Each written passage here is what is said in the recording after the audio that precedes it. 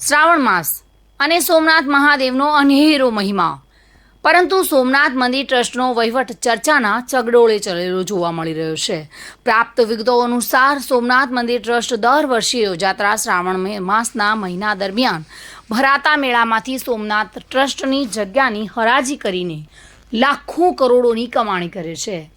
તેની સામે ટ્રસ્ટ દ્વારા આ દરમિયાન આવતા શ્રદ્ધાળુઓ માટે કોઈ જ વિશેષ સુવિધા આપવામાં નથી આવતી અને જેની હવે લોકમુખે ચર્ચાઓ થઈ રહી છે.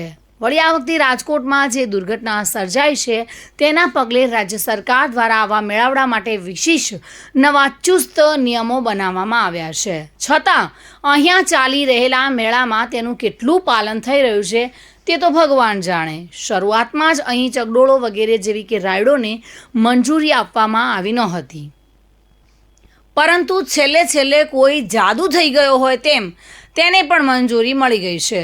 હવે જોવાનું એ રહ્યું છે કે તેમાં પણ સરકારના ધારાધોરણનું કોઈ પાલન કરાવાશે કે પછી બધું ભગવાન ભરોસે જ ચાલશે.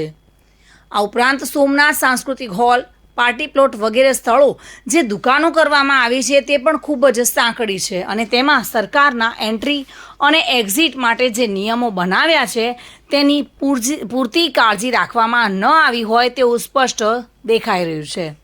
જેથી જ આવી જગ્યાએ કોઈક વાર ભાગદોડ થઈ જાય અથવા તો કોઈ કારણસર આગ લાગવા જેવી દુર્ઘટના સર્જાય તો રાજકોટ વાળી થતાં વાર નહીં લાગે. સોમનાથ મંદિર ટ્રસ્ટ ફક્ત પૈસા રળી લેવામાં જ માને છે કે પછી તેમને આવનારા શ્રદ્ધાળુઓ પ્રત્યે પણ કોઈ લાગણી છે કે નહીં? સોમનાથ મંદિર ટ્રસ્ટ દ્વારા સૌ પ્રથમ તો કેવળ એક વ્યક્તિને આ કોન્ટ્રાક્ટ આપ્યા કરતાં પ્લોટ વાઇઝ હરાજી કરે તેમાં પણ ટ્રસ્ટીની સાથે પ્લોટ ધારકને પણ ફાયદો થાય તેમ છે.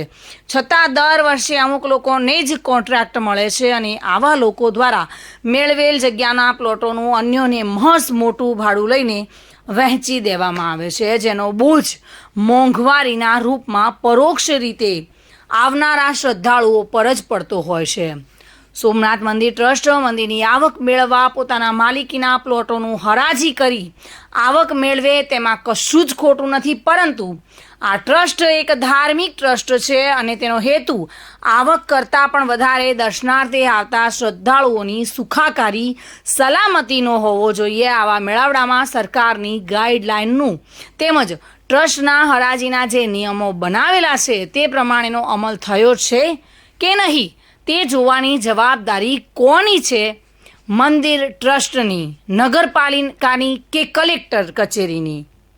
કે પછી કોઈ મોટી દુર્ઘટના ઘટે તો દોષનો ટોપલો એકબીજા પર ઢોળવાની? દુર્ઘટના થાય તો જવાબદાર કોણ? સોમનાથ મંદિર ટ્રસ્ટ કે નગરપાલિકા કે પછી પરમિશન આપનાર?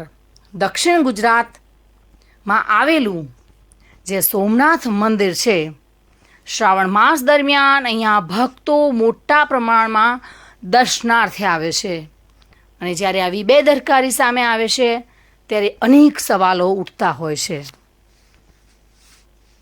ચંદ્રકાંત ધમલ સાથે bureau report, today Gujarati news.